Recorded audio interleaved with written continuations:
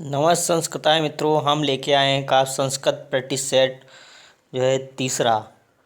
विजय भव क्लासेस से मैं पवन सर आपके समक्ष आज जो है संस्कृत का सुपर टेट और टेट और यूपीएससी टेट के लिए और एमपी वर्ग 3 के लिए संस्कृत का प्रैक्टिस सेट 3 आपके समक्ष जो प्रस्तुत कर रहा हूँ। ठीक है, इसका आनंद लीजिएगा और हमारे चैनल को लाइक एवं शेयर और सब्सक्राइब करें।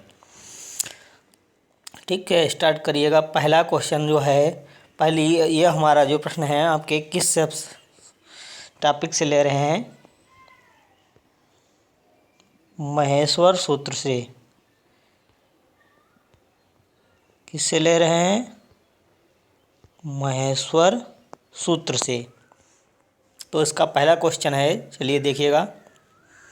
महर्षि पाणिनि ने संस्कृत का व्याकरण बनाने की इच्छा से किस देवता की घोर तपस्या की? तो किस देवता की घोर तपस्या की? A option Saraswati, B option Shiva, C option Lakshmi, D option Brahma. तो हमारे महर्षि पाणिनि ने जो है संस्कृत का व्याकरण बनाने के लिए किस देवता की घोर तपस्या की थी? तो ऑप्शन नंबर बी शिव सही होगा। अगला क्वेश्चन है क्वेश्चन नंबर 2। महर्षि पाणिनि की तपस्या से प्रसन्न होकर शिव जी ने क्या किया था? तो आशीर्वाद दिया, ए ऑप्शन, बी ऑप्शन पुष्पों की वर्षा की, सी ऑप्शन नृत्य के साथ डमरू बजाया और डी ऑप्शन नृत्य के साथ शंख बजाया। तो भगवान शिव ने जो है प्रसन्न होकर पाणिनि की तपस्या से क्या किया था? तो नृत्य के साथ डमरू बजाया था। सी ऑप्शन सही होगा। और श्लोक के माध्यम से मैं बताने वाला हूँ। बहुत श्लोक इम्पॉर्टेंट है। नृत्यावसाने नटराज राजे ननाद ढक्कम नव पंचवारम औधार्ध कामासनकादि सिद्धानि सुसूत्र जालम। ये जो है आपका श्लोक बहुत ही इम्पॉर्टेंट है। इसी से ही आपका सब बताया गया है। कि तीसरा प्रश्न है, प्रसन्न होकर भगवान शिव जी ने कितनी बार डमरू बजाया? A option 10, B option 11, C option 12 और डी ऑप्शन 14। तो हमने बताया कि ननाद ढक्कम नव पंचवारम, 9 और 5 कितने हुए? 14। तो इसका राइट आंसर क्या होगा? डी ऑप्शन सही होगा। अगला क्वेश्चन नंबर 4। भगवान महेश्वर के डमरू से उत्पन्न होने के कारण इन्हें कहा जाता है? महेश्वर के डमरू से उत्पन्न होने के कारण इन्हें कहा जाता है। तो ए ऑप्शन महेश्वर सूत्र, तो बी ऑप्शन है पाणिनि सूत्र, सी ऑप्शन है ब्रह्म सूत्र, डी ऑप्शन उमा सूत्र। तो इसका राइट आंसर क्या होगा हमारा? इसका राइट आंसर होगा महेश्वर सूत्र। ये ऑप्शन सही होगा। अगला है क्वेश्चन नंबर 5। महेश्वर सूत्र का अपर नाम है? महेश्वर सूत्र का अपर नाम है। तो ए ऑप्शन महेश्वर सूत्र, बी ऑप्शन शिव सूत्र जाल और सी ऑप्शन वर्ण समामनाय सूत्र, उपरोक्त सभी, डी ऑप्शन उपरोक्त सभी। तो महेश्वर सूत्र का अपर नाम है इस उपरोक्त सभी। इनको महेश्वर सूत्र भी कहा जाता है, शिव सूत्र जाल भी कहा जाता है, अक्षर वर्ण समामनाय भी कहा जाता है। इनके कई नाम हैं मित्रों। अगला है क्वेश्चन नंबर 6। अ इउड़ ऋ लिक आदि ये 14 सूत्र हैं, इसलिए इन्हें कहते हैं चतुर्दश सूत्र, चतुर्दशान सूत्र, चत्वारि सूत्र, उपरोक्त सभी। तो इसका राइट आंसर क्या होगा क्वेश्चन नंबर 6 का मित्रों? ये ऑप्शन सही होगा। चतुर्दश सूत्र है कहा जाता है 14 सूत्र होने के कारण। अगला क्वेश्चन नंबर 7। भगवान शिव के डमरू से निकलकर पाणिनि को क्या प्राप्त हुआ? भगवान शिव के डमरू से निकलकर पाणिनि को क्या प्राप्त हुआ? तो ए ऑप्शन शिव सूत्र, बी ऑप्शन महेश्वर सूत्र, सी ऑप्शन चतुर्दश सूत्र, डी ऑप्शन उपरोक्त सभी। तो इसका राइट आंसर क्या होगा मित्रों बताइएगा? तो इसका राइट आंसर होगा उपरोक्त सभी, डी ऑप्शन सही होगा। इसको जो है शिव सूत्र और महसा सूत्र चतुर्दश सूत्र भी कहा जाता है। क्वेश्चन नंबर 8 अगला है। क्वेश्चन नंबर 8 देखिएगा क्या है। भगवान शिव के डमरू से सूत्र निकले, वह 14 सूत्र किसे सुनाई पड़े। तो वह जो है किसे सुनाई पड़े थे। ए ऑप्शन ब्रह्मा को, बी ऑप्शन नारद को, सी ऑप्शन गणेश को, डी ऑप्शन पाणिनि को। तो पाणिनि को ये जो है सुनाई दिया था। अगला है क्वेश्चन नंबर 9 महसा सूत्रों की संख्या कितनी है। तो महसा सूत्रों की संख्या A option 11, B option 14, C option 16, D option 14। हमने पहले आगे क्वेश्चन में बता चुके हैं। तो इस महसा सूत्रों की संख्या कितनी होती है 14। ऑप्शन बी सही होगा। अगला देखो श्लोक वही आ गया, हमने जो बताया था पंक्ति आ गई है। नृत्यावसाने नटराज राजो ननाद ढक्कम नव पंचवारम। नृत्यावसाने माने नृत्य के अवसान में, नटराज राजो माने हमारे भगवान शिव। भगवान शिव को नटराज भी कहा जाता है। भगवान शिव ननाद ढक्काम जो है, ढक्काम माने डमरू को, ननाद माने 9 बार, ननाद माने बजाया, ढक्काम माने डमरू को, नव पंचवारम माने 9 और 5 बार। नृत्य के अवसान में भगवान शिव ने ढक्कन अर्थात डमरू को 9 और 5 बार बजाया। तो कितने हुए। यह पंक्ति किस प्रसंग में आई है। महसा सूत्र के प्रसंग में। ये ऑप्शन, बी ऑप्शन शिव सूत्र के प्रसंग में, डी सी ऑप्शन चतुर्दश प्रसंग में, डी ऑप्शन उपरोक्त सभी। तो इसका राइट आंसर क्या होगा उपरोक्त सभी। क्वेश्चन नंबर 10 का उपरोक्त सभी। क्वेश्चन नंबर 11 महसा सूत्रों के अंतर्गत कितने सूत्रों में स्वरों की गणना हुई है। A option 2, B option 4, C option 6, D option 8। तो महसा सूत्रों में कितने सूत्रों में स्वरों की गणना की हुई है। तो वो हैं 4, अयोण, रेलिक, अयोंग, अयोज तक। अगला क्वेश्चन नंबर 12 महसा सूत्रों के अंतर्गत कितने जो है महसा सूत्र के अंतर्गत कितने सूत्रों में व्यंजनों की गणना हुई है। तो महसा सूत्र के अंतर्गत कितने सूत्रों में व्यंजनों की गणना हुई है।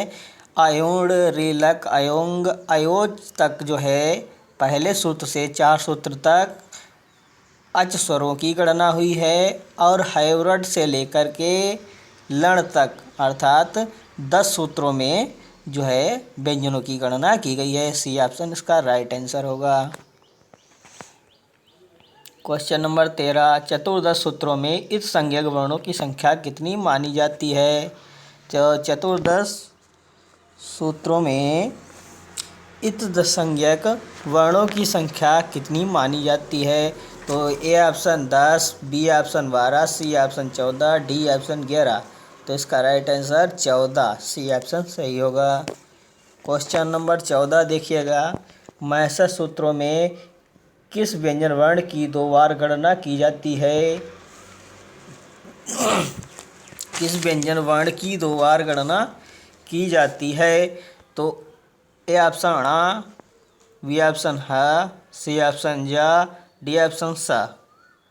तो व्यंजन वर्ण की जो है किस व्यंजन वर्ण की 2 बार जो गणना की जाती है। तो इसमें जो है इसका राइट आंसर होगा क्वेश्चन नंबर 14 का अणा। ठीक है, ये व्यंजन वर्ण है जो वो 2 बार प्रयोग किया जाता है। महसा सूत्रों में कौन सा इत संज्ञक वर्ण 2 वर्ण जो है इत संज्ञक वर्ण है। महसा सूत्रों में कौन सा इत संज्ञक वर्ण 2 बार आया है। तो इत संज्ञक वर्ण जो है 2 बार अणा आया। ए ऑप्शन सही है। क्वेश्चन नंबर 16 महसा सूत्रों के विषय में कथन सत्य विषय में सत्य कथन नहीं है। तो कौन सा कथन सत्य नहीं है। तो पहला ए ऑप्शन है सर्वप्रथम स्वर वर्ण, 5 बी ऑप्शन 5वें छठे सूत्र में अंतस्थ वर्ण, सी ऑप्शन वर्गीय व्यंजनों में सर्वप्रथम पंचमाक्षर वर्ण, डी ऑप्शन 10वें सूत्र में अचवर्ण और ई ऑप्शन में अंत में ऊष्म वर्ण। तो कौन सा कथन सत्य नहीं है? तो ये आपको छांटना है। अंत में ऊष्म वर्ण है सल प्रत्याहार के अंतर्गत। ठीक है, सल, ससर और हल। इसमें लास्ट में जो सूत्र है उसमें ये आता है। इसको ये भी काट दो, ये भी सत्य है। 10वें सूत्र में अचवर्ण पहले से देखिएगा। सर्वप्रथम वर्ण है जो है सर्वप्रथम स्वरवर्ण, 4 सूत्रों तक स्वरवर्ण है, ये भी कट गया। 5वें छठे सूत्र में अंतस्थ वर्ण है, ठीक है, ये भी कट गया। वर्गीय व्यंजनों में सर्वप्रथम पंचमाक्षर वर्ण है, सही है, ये भी सही है।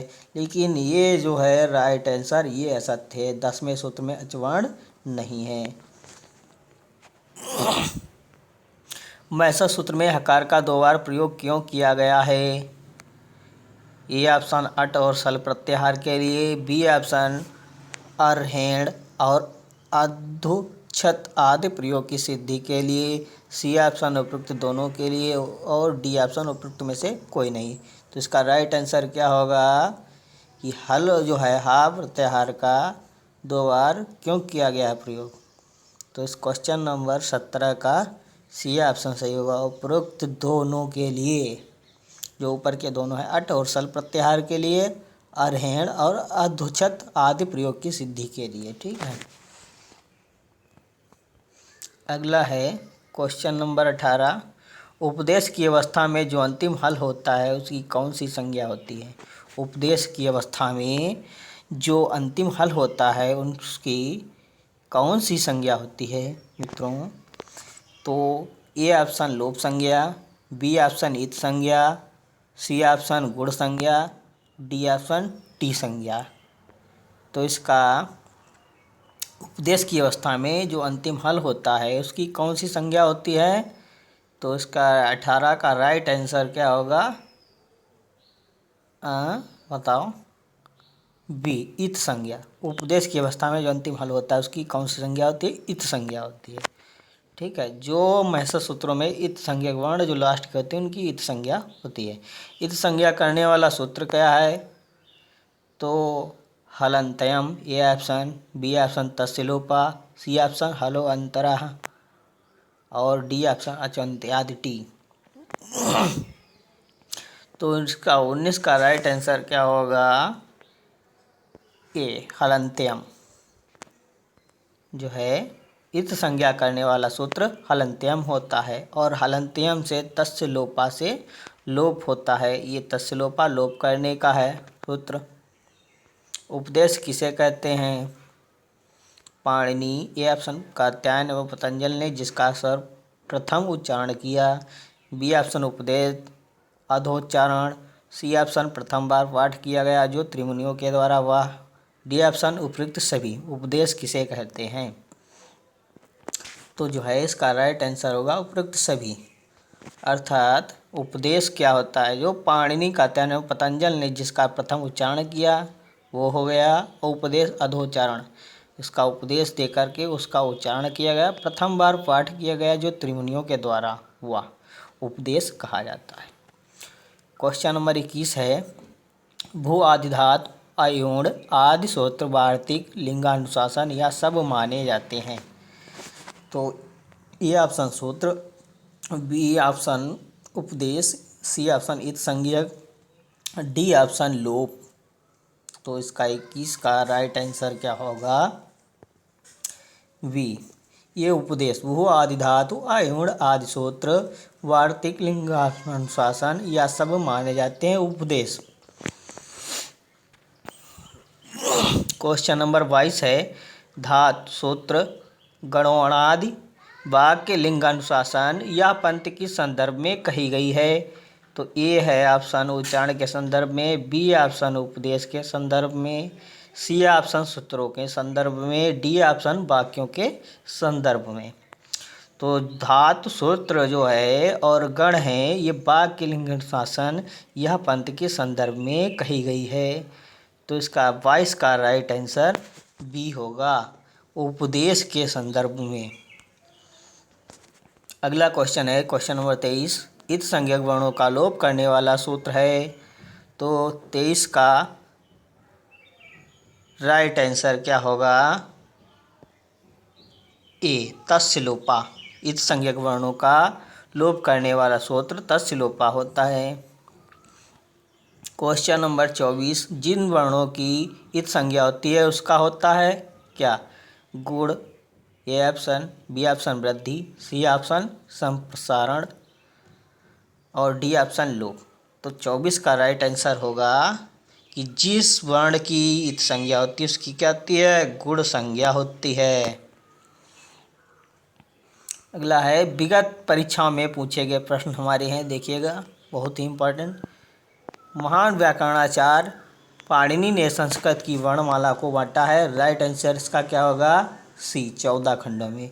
जून 2013 की परीक्षा में आया हुआ है टीटी की। महर्षि पाणिनि ने संस्कृत की वर्णमाला को विभाजित किया है 16, 14, ये ऊपर का ही है, तो इसको कितने खंडों में बांटा गया है? 26 का बी ऑप्शन होगा राइट, 14 खंडों में। अगला है क्वेश्चन नंबर 27, महर्षि सूत्रों में से कौन सा वर्ण सूत्रांत में 2 बार प्रयोग हुआ है? तो कौन सा वर्ण है जो सूत्र के अंत में 2 बार प्रयोग हुआ है? तो 27 का राइट आंसर होगा उच्च प्राथमिक 2016 में ये क्वेश्चन आया हुआ है। तो इसका राइट आंसर क्या होगा? जो सूत्र के अंत में 2 बार प्रयोग किया गया हो। तो इसका राइट आंसर 27 का डी, अणा जो है अयुण और लण 2 सूत्र जो हैं इसमें 2 बार अड़ा का प्रयोग हुआ है। क्वेश्चन नंबर 28 देखिएगा क्या है।